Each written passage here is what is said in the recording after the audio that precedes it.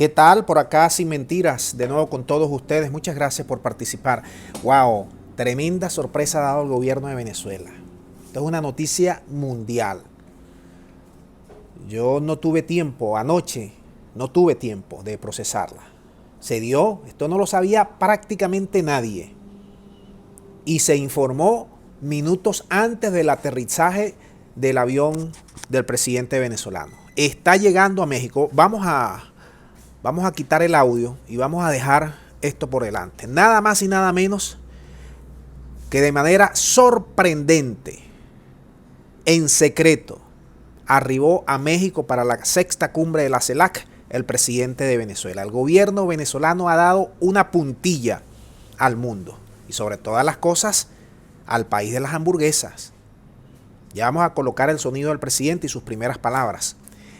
Pero esta es una sorpresa mayúscula. Nadie, incluso el día viernes, el gobierno de Venezuela envió como señuelo, me permiten la expresión, a la vicepresidenta. La envió de avanzada. Y aquí dijimos pues que Venezuela iba a estar representada por la vicepresidenta. Pero en la cena de homenaje, en la cena protocolar que se le hizo a los mandatarios que van a participar en esta sexta cumbre en México, sí llamó la atención que la vicepresidenta tuvo que ausentarse, y era porque venía a recibir al presidente de Venezuela. No lo sabía nadie. Ahora, sobre este hombre pesa una recompensa gringa de 15 palos verdes. Es la primera vez que Maduro sale fuera de Venezuela desde 2018. El último viaje del presidente del gobierno venezolano fue en 2018 a Rusia. Luego vinieron las recompensas en 2020, 2019, 2020 creo. Y desde allí Maduro se metió en su búnker y prácticamente todos sus actos son desde lugares secretos. Luego hay que recordar que para el 4 de julio, Maduro se presentó de manera sorpresiva a los aniversarios del 5 de julio. Y allí luego se denunció que había un complot con unos drones para atentar contra su vida. Hasta francotiradores. Incluso no participó en los desfiles militares de manera abierta, a cielo abierto,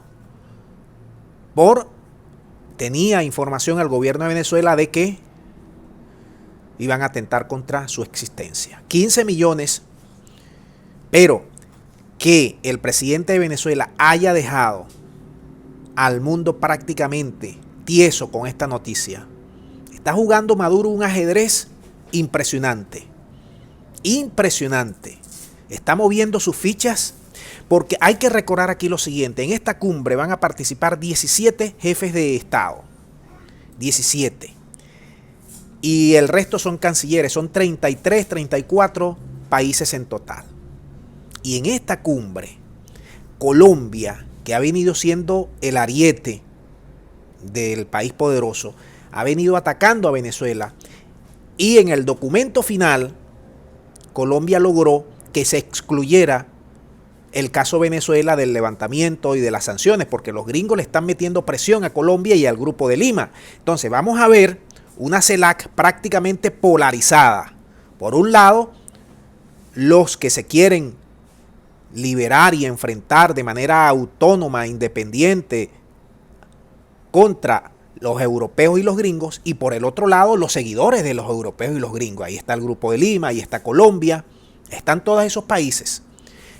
Y por eso Maduro se aparece en secreto, para venir a formar parte de ese grupo en una cumbre que es decisiva en estos momentos de cambio en el mundo. Vamos a dejar al presidente de Venezuela sus primeras palabras a la llegada a México. Vamos a escucharlo.